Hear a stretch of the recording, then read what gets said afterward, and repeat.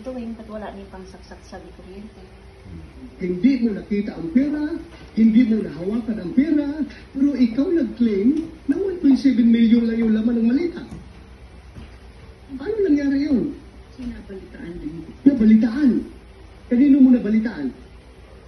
Sa mga usap-usapan. Usap-usapan. Maritis ka.